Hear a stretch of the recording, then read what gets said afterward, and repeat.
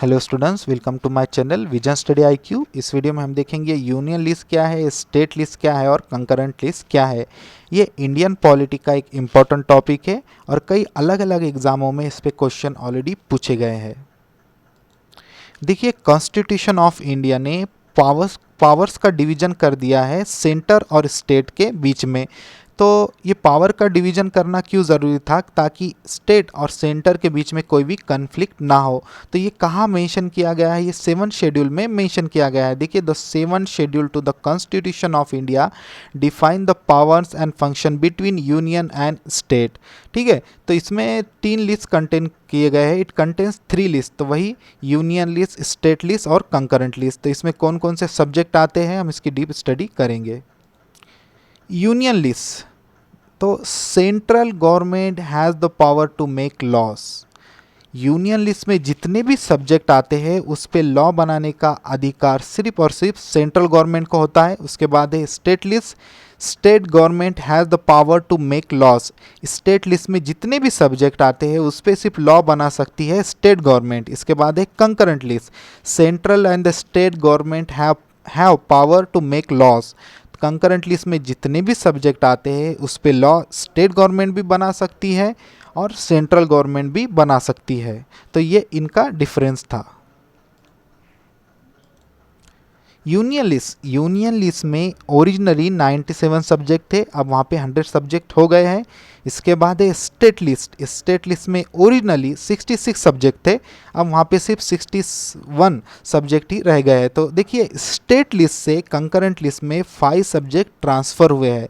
ये IMP point है, इसलिए यहाँ पे अभी 61 हो गए हैं 66 से। तो देखिए, ओरिजिनली कंकरेंट लिस्ट में 47 थे, अब यहाँ पे 52 सब्जेक्ट हो गए हैं क्योंकि स्टेट लिस्ट से 5 सब्जेक्ट यहाँ पे ट्रांसफ़र हो गए हैं। जैसे कि मैंने आपको कहा 5 subject were transfer from state to concurrent list.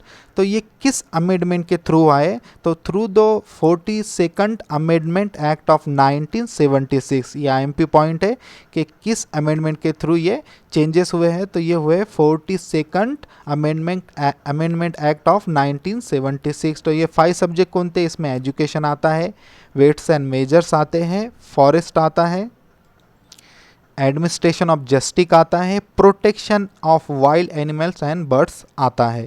तो आपको ये पांचों भी पता होना चाहिए, आपके माइंड में ये सेट होना चाहिए क्योंकि एग्जाम में इस पर भी क्वेश्चन आए हुए हैं। तो प्रॉपरली आप इसके नोट्स बनाइए और आपके माइंड में प्रॉपरली इसे सेट कीजिए।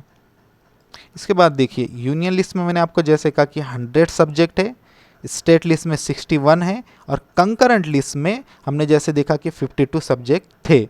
तो इतने सब्जेक्ट की स्टडी कर पाना तो पॉसिबल नहीं है और एग्ज़ाम के पॉइंट ऑफ व्यू से भी ये इम्पॉर्टेंट नहीं है।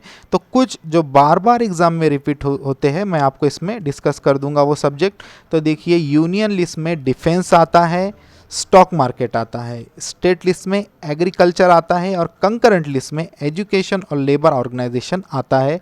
तो ये बहुत ही इम्पॉर्टेंट पॉइंट थे, सब्जेक्ट थे जो बार बार एग्जाम में पूछे जाते हैं। तो आपको एटलीस्ट ये 5 तो पता होने ही चाहिए कि डिफेंस अगर आता है एग्जाम में कि डिफेंस कौन से लिस्ट में आता है तो आपको पता होना चाहिए यूनियन लिस्ट में है, स्टॉक मार्केट भी यूनियन लिस्ट में है। तो देखिए, इसको किस तरह से याद रखना है। डिफेंस, देखिए अगर हमारे इंडिया पे हम समझो एक एग्जाम्पल लेते हैं कि पाकिस्तान अगर हमला कर देता है, तो मुझे बोलिए अब ये हमला पाकिस्तान ने किया तो इसके अगेंस्ट जो भी एक्शन लेंगी तो सिर्फ क्या महाराष्ट्र लेंगा, क्या सिर्फ गुजरात लेंगा या कर्नाटक लेंगा? नहीं, हमारा इंडिया को इसके अगेंस्ट एक्शन लेना पड़ेगा। ठीक है, तो इस तरह से डिफेंस जो सिस्टम है हमारे इंडिया इसको कंट्रोल करता है। इसके बाद स्टॉक मार्केट को भी हमारा जो सेंट्रल गवर्नमेंट है वो ही कंट्रोल करता है। और स्टेट लिस्ट में देख रहे एग्रीकल्चर है, उसके बाद कंकरेंट लिस्ट में एजुकेशन और लेबर ऑर्गेनाइजेशन है। तो एजुकेशन पे लॉ कौन बना सकता है? स्टेट और सेंट्रल गवर्नमेंट भी बना सकता है। जैसे हमने सीखा, लेबर ऑर्गेनाइजेशन पे भी लॉ कौन बना सकता है? यूनियन और स्टेट गवर्नमेंट। तो यही होते हैं कंकरेंट लिस्ट के सब्जेक्ट। तो ये चार्ट में देखिए अलग अलग सब्जेक्ट है, अलग अलग लिस्ट में, कंकरेंट लिस्ट में, स्टेट और यूनियन लिस्ट में।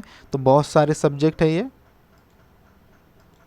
तो इससे आपको एक रफ आइडिया मिल जाएगा कि कौन थे लिस्ट में कौन कौन से सब्जेक्ट आते हैं। इंपॉर्टेंट तो हमने डिस्कस कर दिया। यहाँ पे एक इंपॉर्टेंट पॉइंट है रेसिडुअरी पावर्स, या हम कहेंगे रेसिडुअरी सब्जेक्ट क्या होते हैं, तो वही हम डिस्कस करेंगे।